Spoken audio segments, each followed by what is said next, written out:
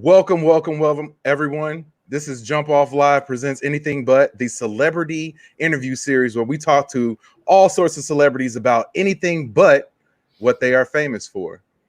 I'm Jeremy J.D. Dorsey. I'm joined by the rest of Team Jumpoff, and we are also joined by the man, the myth, the legend, one Mr. Herb Laurence from WSCR 670 The Score, producer fame, host fame. He's done everything. He also does the Locked On Sox podcast. Picked a great year to get that going too. But yeah, Herb, welcome to the show. And man, we just honored and blessed to have you on, sir. Thank you for having me, guys. It's an honor to be on your show, and I'm looking forward to this conversation. I mean, kicking it with young brothers is always great. Keeps me young. Sir. Yes, sir. And like we've done this a few different times. Multiple times. So this is episode number 6. That's not a lot of multiple, but it's pretty good. It's pretty good. Multiples. Yeah, it's pretty good. It's pretty good. But for all those that are new to the show, this is Anything But.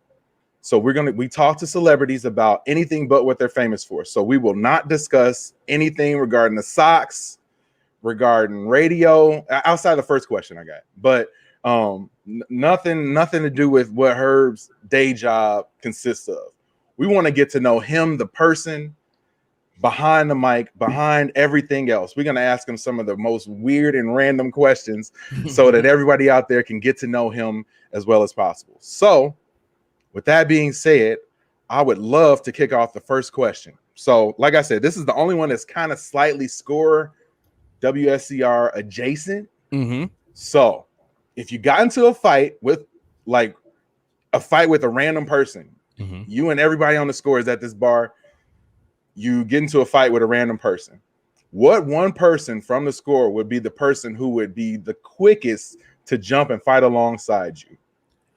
Ooh, to jump alongside me. I think Laurence Holmes would be my number one guy because we've hang out outside of the studio, and so we've been together for probably, I don't know, I've known him for almost 20 years. So, yeah, he would have my back 100% if I was running into trouble. But the person I think I would want to fight with me the most, it's the quiet ones that you got to worry about. And right.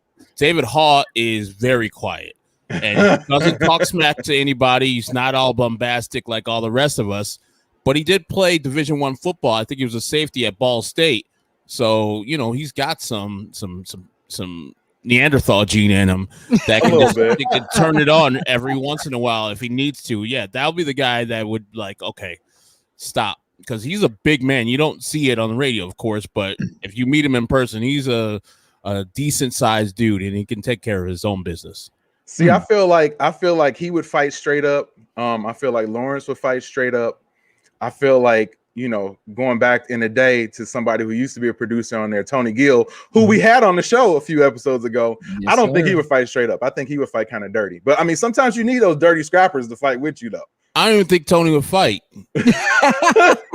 Tony's not about that life. No, he's not about that life, girl. No. Tony is, I mean, if somebody talked bad about his basketball skills or his girl, yeah, I'd be ready to throw down.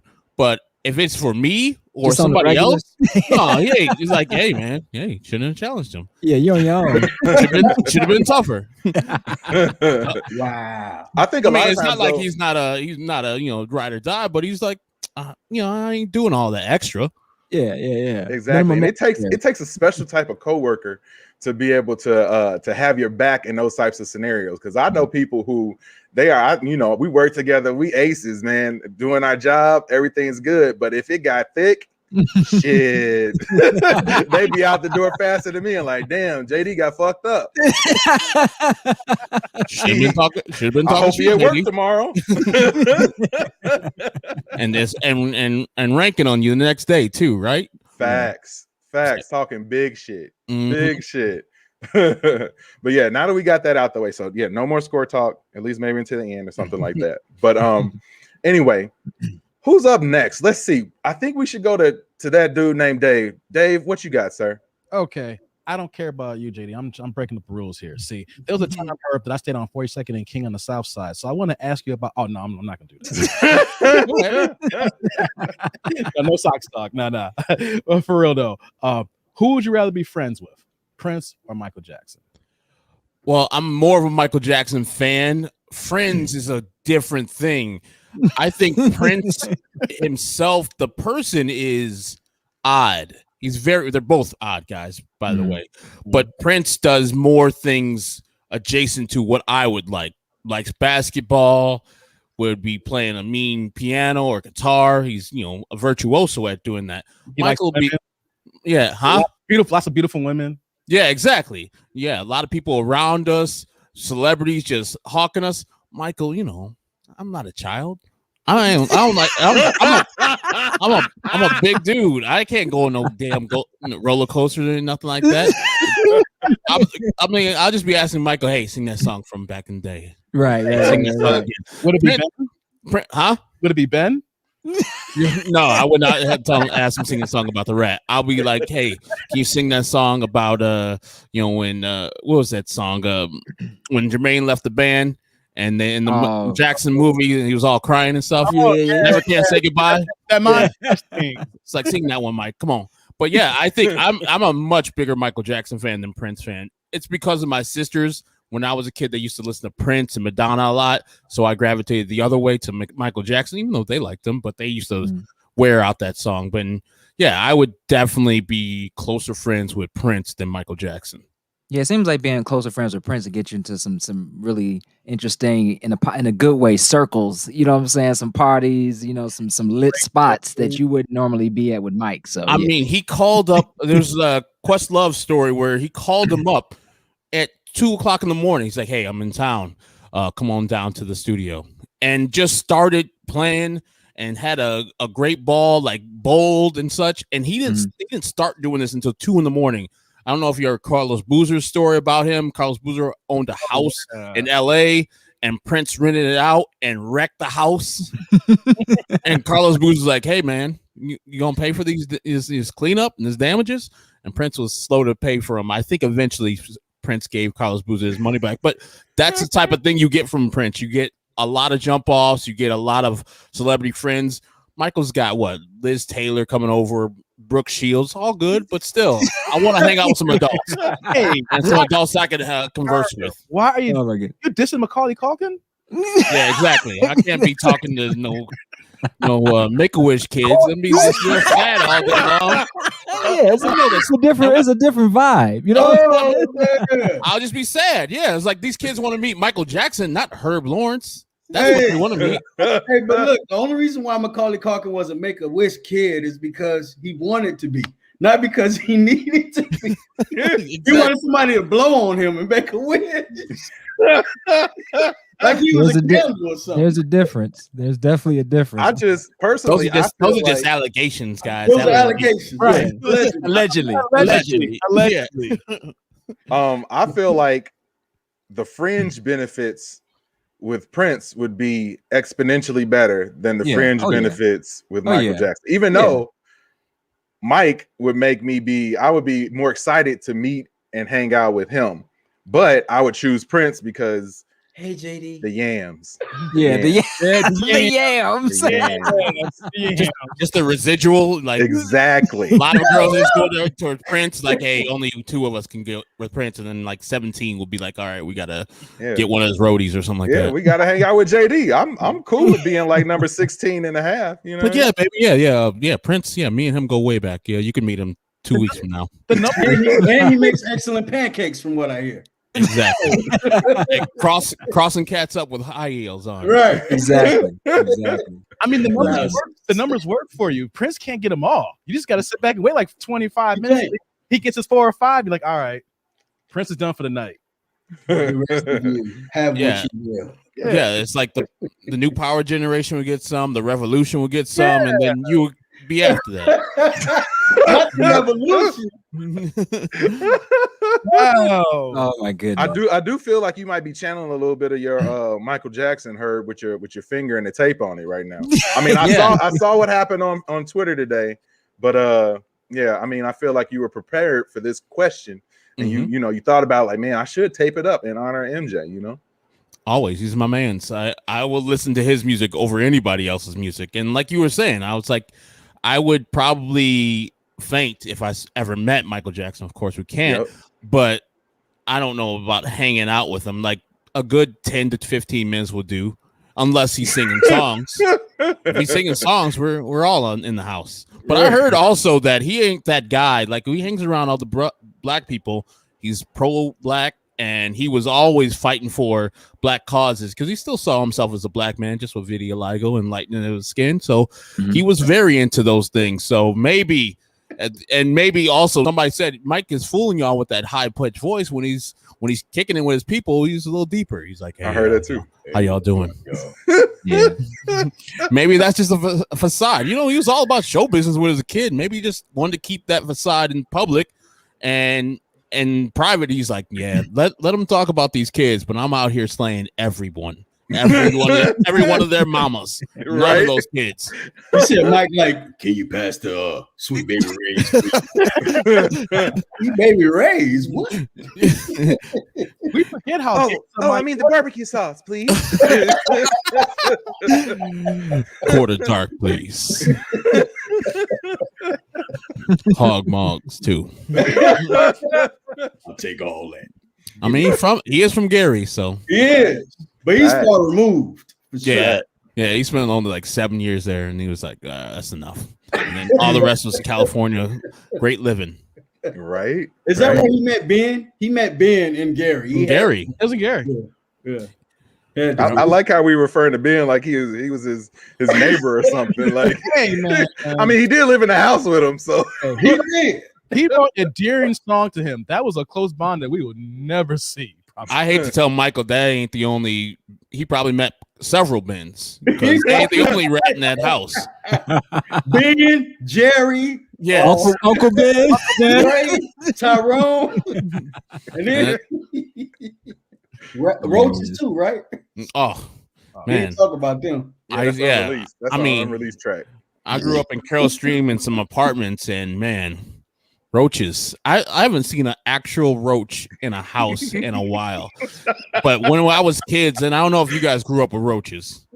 Yeah. It's like, man, like the worst thing in the world. Like, and there's a question you guys got coming up, but there's the worst thing in the world you can wake up to is a roach, like anywhere on your body.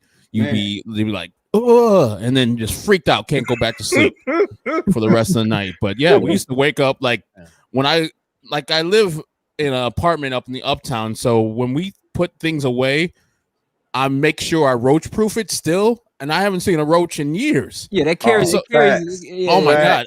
Still do. My girlfriend to this day. My girlfriend, like she'll put cereal up and then not like push that plastic down all the way down and smash it. So what are you doing? I'm like, man, roach is gonna be in there. You probably look at me like, roaches? What are roaches? Are you crazy, girl? What are these things roaches? Get your life together, woman. Yeah, literally right here. Literally right now, I'm in my bedroom and there's a lick pad for peanut butter. I don't know if you guys see that.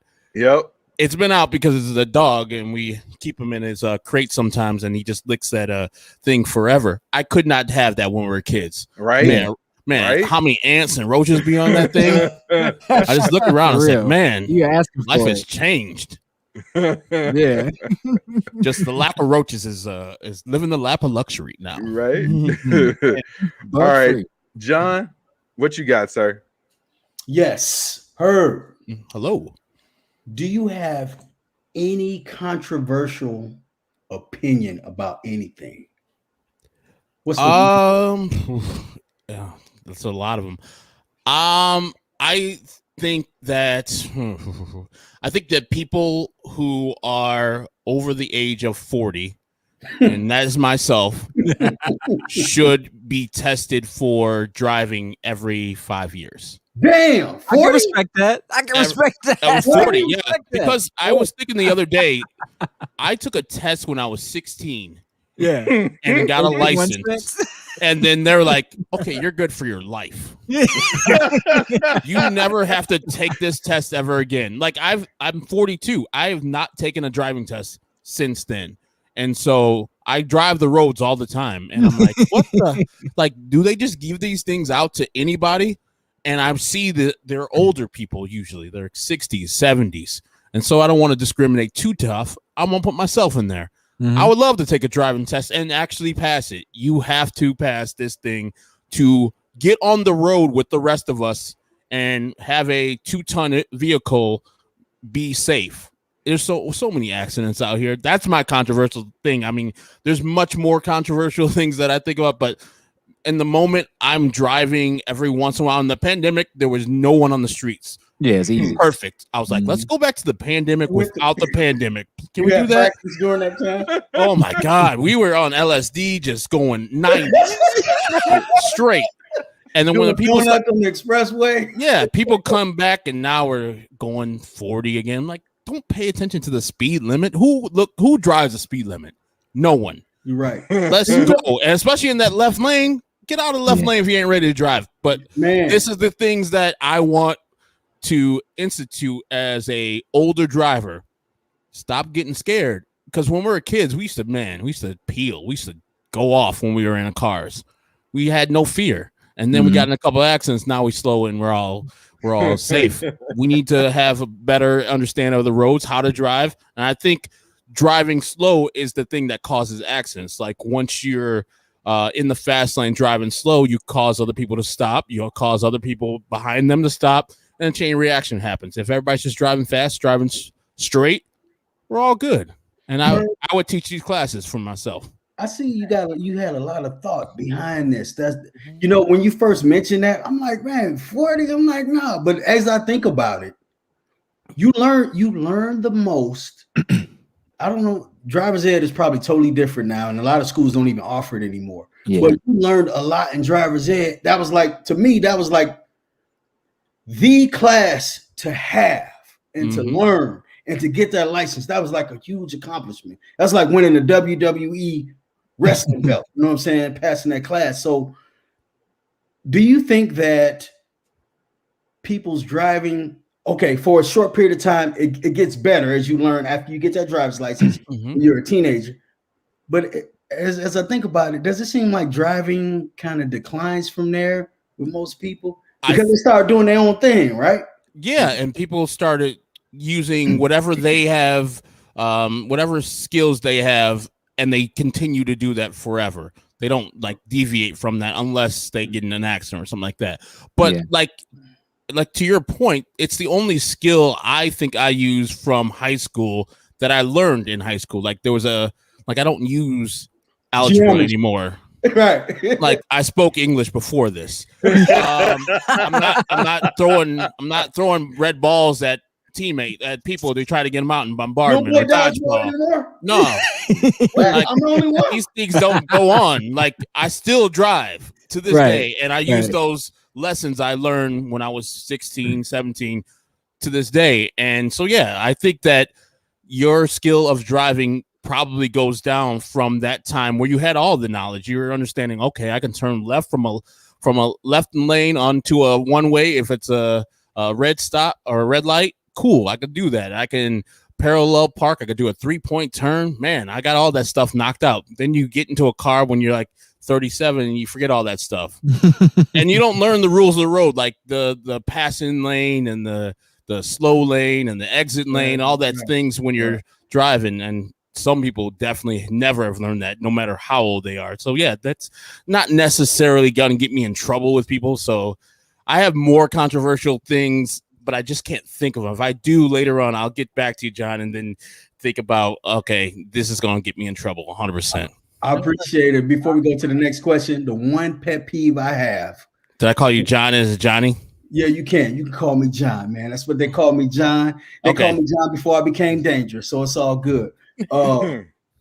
One pet peeve I have is people that don't know that you can turn right when the light is red if there's a sign that says no turn on red. You can still turn right. People will sit there and you want to blow your horn, but you're like, I don't know what's going on with them. Yeah, turn right, man. If ain't no traffic coming. They'll just point the sign, no turn on red, like no cop, no stop. Keep on going. Damn. No cop, no stop. I like it. I mean, those are the only people going to stop you, right? Unless you got those red light cameras. That's the only reason I'm not turning right. Illinois. Ugh. Man. I got a couple of them. This ain't no joke. I'm glad you brought that up because I live across the street from an older community. They just built these houses up, and every 1, 2, 3 months, they're driving the wrong side of the road, and people. Oh, I'm not lying. Like, damn. my wife, we was coming down the corner. Every 3 months, you see someone on the wrong side of the street. Hey, it's only wrong to you. It's right to them. You just gotta adjust your point of view. And all they do is like, hey, is your vision good? Yeah, cool. Here's a new license. Here it is. Right. Hey, they even gotta sign it. Yep. They got a straight face, like they just like. And I'm like, hey, you're right. Hey, Dave, they be in their own world, man. It's like nothing else exists. They just be driving, man. It's, right. You look over at them, they never even see you looking at them. You Me and the wife's like, oh my God, and they're like, the hell's wrong with that youngster? so Probably on drugs. I'm glad you brought that up. I'm gonna petition my mayor and be like, yo, y'all gotta, we need some license checks over here. Straight up. I don't think none of us should have license over there, to be honest. It's like every 3 months. Damn. 3 months. All right, Jeff, what you got, sir? All right. This is a thought-provoking question. Mm-hmm. Is About a to get hot super dog deep, super deep. right? Is a hot dog a sandwich? It is a sandwich in the technical definition of a sandwich, where you have two pieces of you have a meat inside of a enclosed bread. So Okay. that's a sandwich. That could be But sex, too. never would I That could say be sex. give me a hot dog sandwich. Yes, if you technically like anything in between, it doesn't even have to let's go here. Is a taco a sandwich? Because that's the same thing, right? Does it have to be bread as the outside? That is the thing. Like anything you put meat inside of a shell would be a sandwich, right?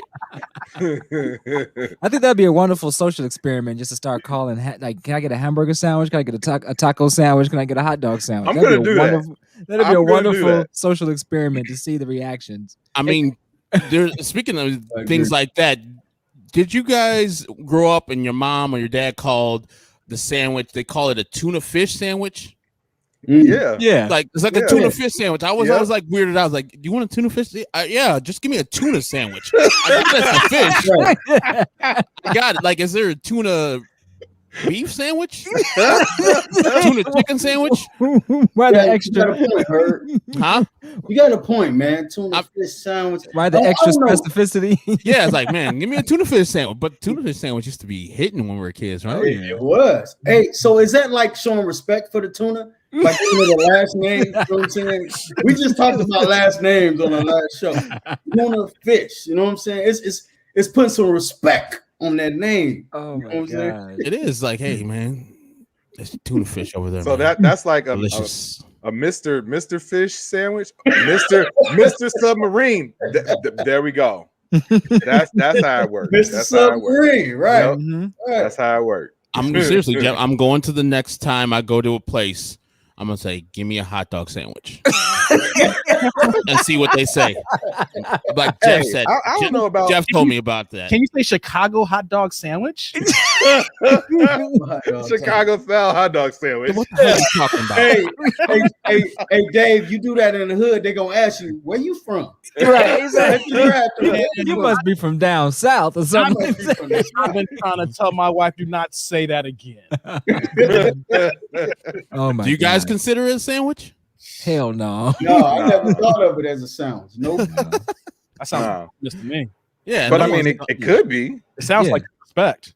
Yeah, see, this is the thing. Like, if you and your significant other are kicking it, and she or he goes into the room and is like, "Hey, I'm gonna go make a sandwich. You want one?" And he's like, "Yeah." Come back with a hot dog. This ain't no goddamn sandwich. This ain't no goddamn sandwich. Go ahead and make me a tuna fish. Unless you get the hot dog and split it down the middle. Come on now, And Jay. put it on Oh. 2 slices of bread. Come on Then you now. turn it into a sandwich. You turn it into a sandwich.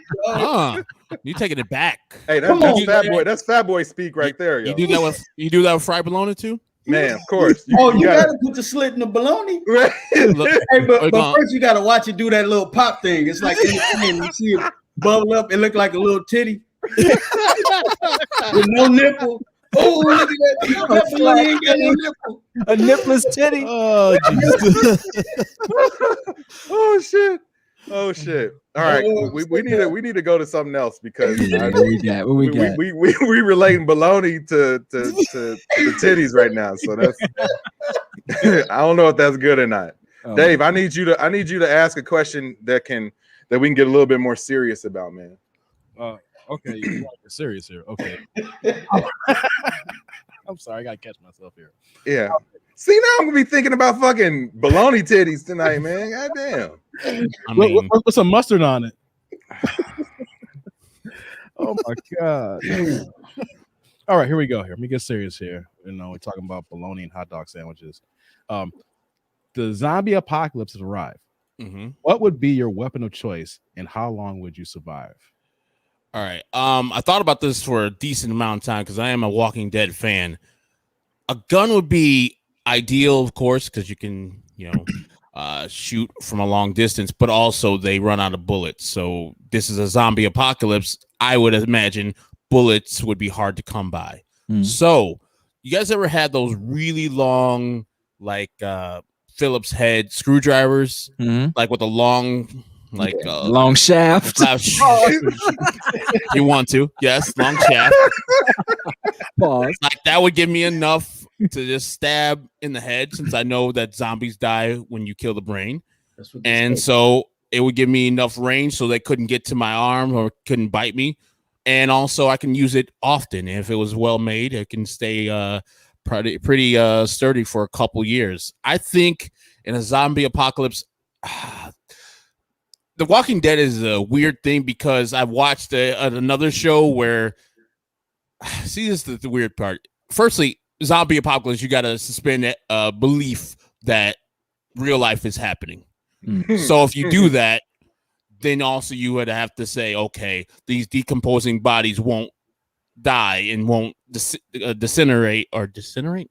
incinerate itself. I'm not saying that wrong. But yeah, like if you're old, if you're a dead person, your body will eventually decompose and go to the earth, even if you're dead coming back to life. So I would think those bodies would die after a year and a half. So I would live. But if we're saying that the zombies just keep on coming and they keep on coming, probably 2 years and I'll be out. Not because, anything that I'm doing, just after a while, there's no hospitals. Process of natural selection. There's really nothing for me to live for except for to live. And then eventually I'll be like, oh man, this is real tough. My ankle will be broken or something like that. I'll be sleeping somewhere comfortable. Like, man, we just slayed all the zombies, and then somebody would die in the house and they would eat us all up. So 2 years. I don't know if you guys seen Walking Dead. I think that was in season 7 or 8 where somebody just died in the house and they just ate a bunch of people, and then 8 or 9 people died that day. Yep. I think my weapon of choice would be the Negan bat. The only drawback that I can think of with the Negan bat is that it would get like, I thought about this too.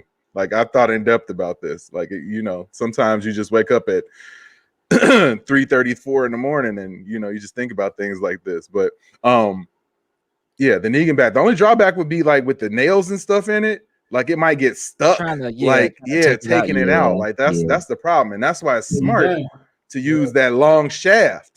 Because if you use the long shaft and you stick it in, it should slide out real easy. And it should do the damage that it's supposed to do, but slide out easy. I mean, it sounds like me too, but hey. That's like, where you going with that? All right. Slide in and out, JD. What's up? Hard to slide in and out, JD, is what you're saying? No, I'm not saying that at all. He's saying the long shaft can accomplish many things. We lost Dave. Dave left. It's the right tool for the job. Yes. He blacked out for a second to check his long shaft. Do a shaft check. Do a shaft check real quick. Can I survive with this? Let's see. Right. I made it this far, but I don't know. Oh my god! Can I slay a zombie with this? The right one, yes. Hey, on the real though, like I don't think I would last a long time. That's too much stress. Like I could easily see myself like running, and then at a certain point you're like, fuck it. Yeah. You just off your neck up. Right? Your neck is just- You give Take it. Hey, you giving up neck now, JD? give it up. He was giving shaft and now he's giving up neck. Damn, it's a thin line between shaft and neck. Oh shit. Damn. Oh shit. Move on. All right, Move on. I got Jeff? one. If you could be in any movie or TV show, which one would you be in? I thought about this for a while. Any movie you ever got? I don't know. You guys are younger people, but the movie We're all 40, believe it or not. Oh, 40, man. no way. Yeah. No, Yeah. you guys aren't. Black Yep. on black. No way. All right. Then School Days. Y'all know Oh School yeah, Days. yeah, Yeah. yeah. I was watching that 2 nights ago. Big Brother Almighty. Exactly. I mean, that's one of the things that I don't regret, but like born and raised in the suburbs, I wanted to go and explore more things, Black history, be around Black people a little bit more. The Wheaton's got probably I think I went. Yeah. I don't know how many Black people. Let's see, 8%. I believe that was when I went to high school. So not a lot. So it would just be cool to hang around and get the history, Mhm, all the that things. perspective, Yeah, and the people who understand your struggle a little bit more than white people who are just all right, we tolerate you type of Right. thing instead of all right, let's be around you. And School Day just sound like the best thing of all time, and you can be the nerdy guy in the crew with the boys, or you can be Furious Styles, which I call him Furious Styles, but I forgot his real name, Dap, in School Days. Mhm. You could be Lawrence Fishburne, you could be Kadeem Hardison, different type of Black people, and you can date Gina from Martin. Yeah.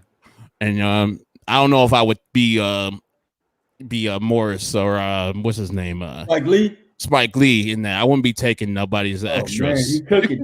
No, no, I wouldn't be taking Julian's girl. No, hell Hey, no. he full pipe at the end though. Yeah, but she ain't want to do it. She ain't want to do it. Yeah, but and also you guys. I mean, you've been to school and stuff. It's not that hard. Even a dude like Half Pint would have got something from somebody. He wasn't socially awkward. He was just short. Right. Yeah. Yeah, that was a little unbelievable. Like nobody wants the juice. Nobody at all. That's weird. But yeah, I don't know if I would have pledged because that was I'm not in for it. All the stories I heard about fraternities, especially Black fraternities. Whew, friends. I'm good. But I would like the stepping stuff. That would have been real. Like being a Q dog would have been real smooth. Yeah. I don't know if I would get a brand though. You guys ever see those? Yeah, man. Horseshoe One of our brands? friends is a Q-Dog, and he has a brand. Yeah, they take a special type of person to get one of those. Hell yeah, I wouldn't do that. I mean, that I don't really get tattoos, but if I had one, I would get a brand. But then I was like, man, slavery, I'm good because that's who used to do us in slavery in the days. I was like, that'll be hitting a little too close to home. I feel you on that, Man, you know what? Like I never even thought about it like that. What, the branding? Yeah, like I never thought about it on that level like that, but that's so true, man. That's what they used to do to us because it was far easier and more degrading to do that to us than to give us names or Right. But that's a different show though. That's a different show. We going super heavy. Yeah, I mean, I just love School Days, love the college atmosphere. It was all good. But you guys, any show that you want to be in? Oh man, Movie? Any of the Marvel movies put me in it. I mean, as you can see, like I'm a crazy Black Panther fan, so like I could have been like one of the extra dudes in the back, like when they had him sitting on the throne and stuff. I could have just been standing there, like just let me do that. Like I got this. I can master the extra. I could be the extra. Since you're a Black Panther fan, Can I ask you a question about this? It might be controversial. Of course. This would be my controversial thing, Johnny, right here. I'm open to controversy. Did you feel that Killmonger was the rightful king or the rightful guy who took over? I think that Killmonger had aspirations that were good, but his means and his methods were wrong. I think I think what he wanted to have happen was fine. I have no problem with that. But I think the methods that he was willing to go and the lengths that he was willing to go to accomplish his goals was something that I would disagree with. I think that, you know, him wanting to take care of his own, him wanting to provide for his people, which was the root of what he wanted to do, was fine. But I don't think that you necessarily have to tear down in order to build your own up. And I think he was willing to burn the rest down in order to keep his own. He was. So that's my problem with it. But what's the question? Is he the rightful king, Herb? Is that what you was asking, though? My thing is that T'Challa, well, he didn't cheat, but all his people who helped him out cheated because Killmonger technically killed him. He did. He was saved by the people up in the mountain. Mbutu, what's his name? M'Baku. M'Baku. Yeah, M'Baku. he was saved by those people and brought back with the plant that they stole from The heart-shaped herb. Exactly. Yeah. So they stole that. So I think Killmonger, he is the real ruler of the throne, and he was taken off the throne unjustly. He had a right to fight for the throne. He did. So and he won. And he whooped. And he won fair and square. He did. And so that's my controversial thing that yes, Black Panther is awesome and T'Challa is awesome, but Killmonger should have been the king. And yes, he was a bloodthirsty tyrant, but his methods and what he really wanted, I think it weren't too far away. I think the country of Wakanda, while smart to keep their own vibranium and keep their own weapons in their own borders and don't share them, I think it's also short-sighted. I think there's both ways where if they would have combined Killmonger's things and T'Challa's ways, I think they could have came to a nice consensus and had a better ending right there for Black Panther. I wish there was another Black Panther out there. I know that Chadwick is passed, so it's going to be really sad. But if they can pass it on to his sister, maybe she could become the Black Panther. Whoa. Yep, they did that. They did that in the comics. Did they? Okay. Yep, they did that in the comics. Oh yeah, for sure. Shuri took over for a long period of time.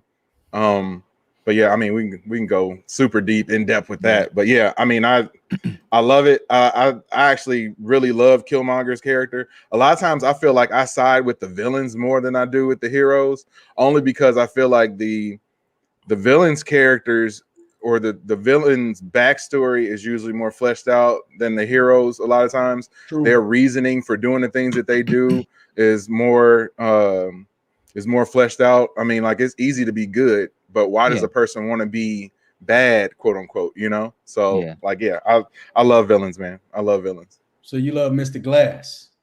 Mr. Glass. Now, I don't know. It was something about his natural though. Like his it was that little slant to it with the gray streaks. Like and I mean, like his origin story was cool though. And I mean, a lot of times I don't think that we about to go super deep. It's a movie and shit. I'm sorry, we're not gonna do that. We're not gonna do that. Yeah. Nope, we're not gonna do that. Who we got next? Who's next? I got a question. Damn it. Yep. All right, Herb. Mm-hmm. So what is the worst or the weirdest dream that you ever had? They don't have to be the same thing. You don't have to have the worst weird dream. You can talk about your worst dream, and you could also talk about your weirdest dream. Yeah, either one or both. It don't have to be, you know.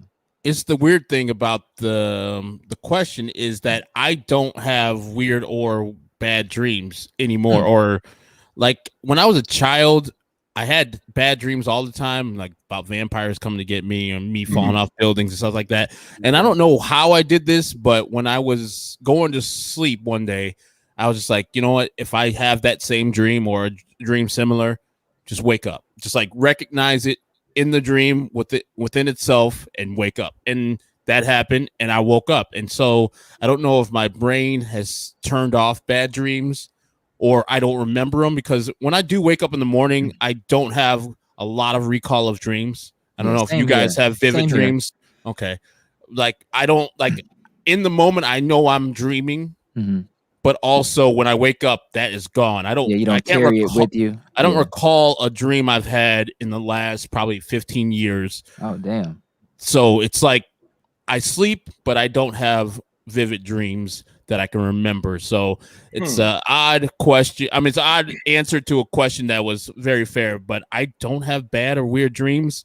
I wish I can remember them. I might be crazy because not having dreams is probably not good for you, isn't it? You probably have them, but you just don't remember them. It sounds like you tapped into your subconscious and just shut that shit down. Said, hey, and I think it took over forever. Like it's just it worked. Yeah, I was trying to think of a bad dream I've had. When you sent me the questions, JD, I was like, I don't recall a bad dream, and I recall those bad dreams specifically because it was I was getting attacked by vampires because I used to dress up as a vampire for Halloween like every year. And so I put that into my subconscious. And then that one day when I was like, I don't want to have that anymore, I didn't. I pretty much did that to potty train myself too. When I used to pee in the bed, I was like, hey, if you feel that you're peeing in a dream, wake up.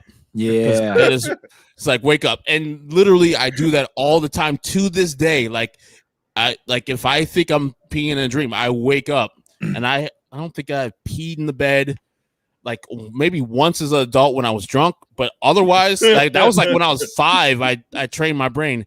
I don't know how, if I can train it to do some better things, I should. But hey, make me some money, brain. While we're sleeping. Exactly. But you got down. Oh yeah. I don't pee in the bed anymore. I'm good. Yeah. I wish I could teach that to my dog, jerk. I'm kidding. He doesn't pee in the bed. He just pees upstairs. He's only 5 years old. Sometimes I wake up from dreams though, and I just like, now I'm the opposite. I'm a very vivid dreamer. Like I have dreams that are like fucking reality all the time. Like I mean, I would say at least 3 times a week I have a dream. Like, no Martin Luther King, but like I always just feel like it's something. I don't know. It's just something about me and the way my mind works. Like it's very vivid. I've had dreams where I wake up. I had one of these like either Monday or Tuesday. Had a dream, woke up in the middle of the night, was up for like 2 or 3 minutes, went back to sleep, continued to dream right from where I left off. Wow. Like exactly where I left off. Damn. And jump back into it. Now I've only had one time where I was able to know I was dreaming and like control it. Now that shit, that was amazing. Like that's something where I feel like if they could ever like monetize something like that or figure out how to do that, like people wouldn't even want to wake up. Like that's if you could be in a dream, know you're in a dream, control it, do the stuff that you want to do. Like people would just want to be in that because why be in reality? But I know what you was doing in that dream. Because I've had that dream before. Two words. Shat aft.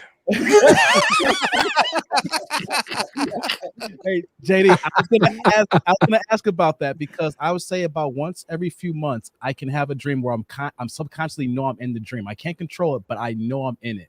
Like some off the wall stuff where I'm jumping, like example, I'm jumping off a cliff and I'm like, I know I'm not gonna die because I'm in a dream. So all the butterflies that I have in real life of height is not happening. And then I wake up like, man, why can that happen in real freaking You willingly jump? Yeah. Yeah. Said, fuck it. And you know what? The anxiety of the height, you're gonna feel that. This is like, woo. No, I feel it though. But if you knew, why wouldn't you jump off? Why wouldn't you jump off a building if you knew that you could jump off the building and just like land and be okay? But it happens quite often though. It's weird though. It's like I know it, but then I wake up. It's like, damn, I wish I could have that like just on demand. Just go to sleep and just be right into the dream. Right. Dreams on demand. Yeah, there you go, John. Oh, sound like something you need to workshop, brother. Yeah, exactly. We got to R&D that. Let me write that down. All All right, let's go to Jeff. You got another question, sir? I think Or we have just actually, one I'm more. sorry. It's the I'm last sorry. one, John. Yep. The last Always. one. I mean, already, but yeah, this is resistance. Yes, this question is one that we ask everybody who we have on. So this is like one of our signature questions. So take it away, Johnny Dangerous. And Herb, I got to give it to you in my Morpheus voice of the Matrix. The best I can do at this time, anyway. The blue pill or the red pill? The blue pill allows you to change one thing from your past, and the red pill allows you to alter one thing in the future. Which one and what would be the change? Herb. All right. Since I am in my 40s, I have no kids. I don't really have any regrets. So High value man. Huh? You're a high value man. Yeah. And so I've lived a decent life. So I have no regrets. Everything that I've done has led me up to here. So I would do the one red pill to change something in the future. And that one thing would be to have a longer life because, I want, if, we want to start a family, I want to see my kids grow up and then their kids grow up. So I think I probably got, like 30 years left. I would take like 20 more after that. Being 90 would suck because, all the ailments and such and being hurt. But, seeing your kids grow up and then seeing them grow up, hopefully I get like a boy or girl who can grow up to be a professional athlete because they'll just be living out my dreams. Be in the WNBA. I just watched the All-Star game. They was kicking ass out there, or being an Olympian, or being a professional football thing. And they'll show me in the crowd. I'm some 70-year-old dude just crying because my kid just finally made the major leagues or something like that. That'll be great. That would be my red pill. I would take that so I could just live not even longer. Not even like until I'm 100. I just want to see them grow up, and then I'm good. Deuces. Because I don't want to. I don't want to like only 20 more years and die when I'm 60. And I'm like, man, I only got to see my kid for like 15 years. That sucked. I got to live all the shitty years and not all the good years where I can just talk to him. Or I might use that red pill for like, can we skip the terrible twos and get to the point where I could talk to him or her like a person and not yell at him? Because the first like 10 years, I would yell at the kid all the time. Do your homework. Shut up. Don't touch nothing. Because, can't whoop kids anymore. So a lot of yelling would be going on. And then when they're like 12 or 13, then we could talk about things a little bit more in depth. Dad can be a little bit more calm. Herb, you went real realistic with that. What you contemplate can actually, it can occur for you.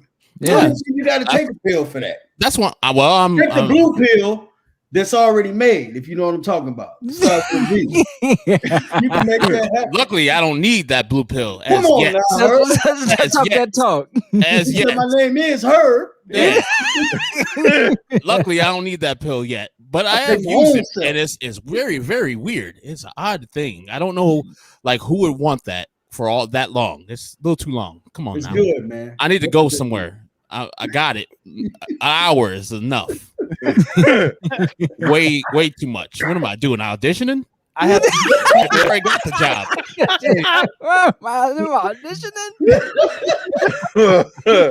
I already got the job. I'm here already. Right. You want a new nickname? Hey, I got a I don't know how people answer those questions. I would assume most people take the blue pill. It's a toss-up. Yeah, no, actually, it's pretty 50-50. Like most people have like really well thought out answers on that one. Like it's I bet you if you polled us, it would be, pretty even. But I wanted to ask one question that isn't on there. And I said I wouldn't do this, but I forgot to include this one. And I always like to ask, like, who was your biggest role model? Like, who do you feel is responsible for you being the accomplished brother that you are? Like, who's that person that you would say was the person who helped you to get to where you are the most? Of course, with your parents. So my mom first, but then in this industry specifically, when I got here, Jonathan Hood took me under his wing, and he's the one who's like, hey, come here. We're going to go to Hallis Hall today. We're going to meet people. We're going to press the flesh. We're going to say hello. We're going to put a voice to a face to the voice and understand that this is the business. And he taught me everything he knew. He was a producer, worked his way up to a night show host, left the Score after like a couple years, went to Webio, and then went to ESPN for however many years. And now he's the morning show host with Cap. So that guy, to this day, Hood still, counsels me on things. We talk every once in a while. Now we're more peers, and he treats me as an equal. But back in the day, yeah, he was like, hey, this is how we're going to do the work. And he would tell me things that maybe I didn't want to hear that I needed to hear. And that's the thing I think that's missing from mentorships nowadays is like that toughness, that tough word that you need to have with somebody that is going the wrong way a little bit. And you just need them to straighten out their path and go the way that you need them to go. So, yeah, he would tell me things like, hey, man, what you're doing is off. You don't need to do that. You need to come back and do this. I don't care if you're hurt by it, but hell, this is what I need to tell you. And I respect him for that. He would, get in my ass every once in a while and say, hey, man, what you're doing production-wise is trash. And what you're doing with booking, trash. We need to pick that up. We need to raise this up to a level that a third market in the nation would be for. And I was like, okay, cool. I would take it hard initially because I was young and 20 and thought I was doing well. But then after a while, step back and say, you know what?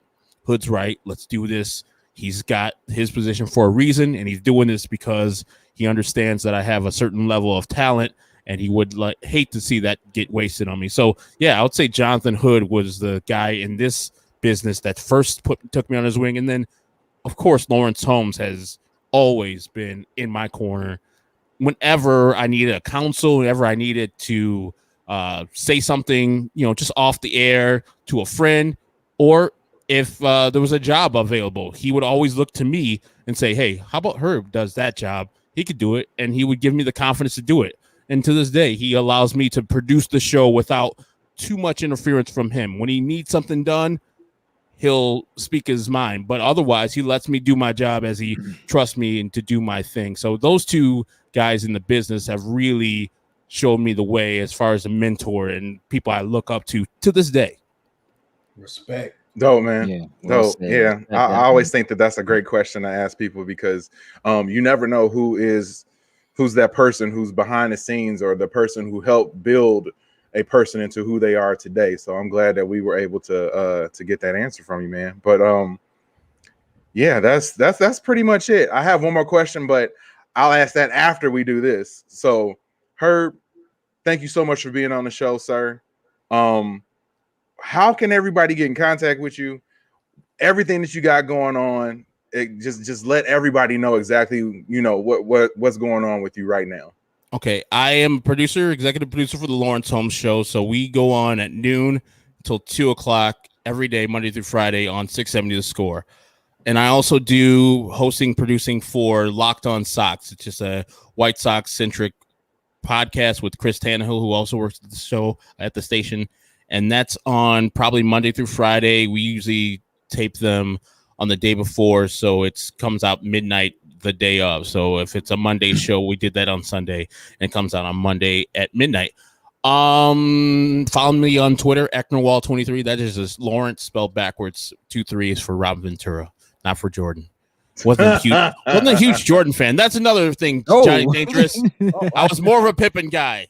Don't claim that now. Right now. Yeah, I say not nowadays. Right now. Not nowadays though. Ooh, what's wrong with your mans? Man, Hey, Herb. and that future thing too. Ooh, friends. God damn. Hey, Have a good luck. I'm a Sox guy, but Robin Ventura, after what happened to him and Nolan Ryan, come on, man. It was tough. I was a kid before. Let's see. That did happen before I became a fan, so I didn't really know all about that. I knew about the grand slams that Robin Ventura used to hit, and then when his managing career happened, and everybody's like looking at me all sideways. I watched that in real time as a shorty when Nolan Ryan gave him that hurt. No more sports talk. Anything but. All right, take us home, JD. Take us home, man. All right. So that being said, man, Herb, we really appreciate you being on, sir. Now we got one more thing for you to do. You got to call out one of your celebrity friends to be on Anything But with us. So pick somebody and tell them that they have to take the challenge of being on this show and rocking with us for 45 to 50 minutes. Who would you call out and say that they should be on here? Well, Tony's already been on the show, and celebrity is a little tough. I don't have celebrity friends. I mean, Laurence is a celebrity friend, I guess you can call him. Or I would say that, do you guys know who Ken Davis is? Yeah, of course, from Bears Talk podcast, of course. Yeah. Every day. Yeah, Ken Davis. Yeah, I'm telling you. Ken Davis, you guys already heard of him in the D and Davis show, and now he does a show. It's just the reincarnation of that show. I forgot his name, Ryan. I think he does it with. Yep. But yeah, Ken Davis would be great for you guys. He would, have you guys cracking up. Send him, Herb. I'll send a link to him and tell him, hey, you got to do this, and he'll be more than down to do it. No doubt, man. No doubt. Well, appreciate that. We just want to thank everybody for tuning in tonight. This is Anything But. Like I said, it's an interesting concept, but we try to get people to come on so that they can show a little bit of what makes them tick in sort of an unconventional way. And we are glad that everybody who's watching right now was able to tune in and check us out. If you like what you see, make sure you like and subscribe to Jumpoff Live. You can find us on YouTube. We're Googleable. You can Google us. We're on Spotify, Google Podcasts, iTunes, everywhere. I mean, YouTube, everywhere. Twitch, you can find us on Twitch. We twitching. So you can find us wherever you want to get to us. But we have another show that we do every week on Wednesdays, 8 p.m. Central Time. And then we usually do an Anything But episode after that when we have guests scheduled. So 8 p.m. to 10 p.m. every Wednesday, you can always rock with us. So for Jeff A. Smith, Johnny Dangerous, DJ, and the one and only Herb Laurence, this is your man JD signing off from Jumpoff Live. Thanks for rocking with us, everybody. Peace.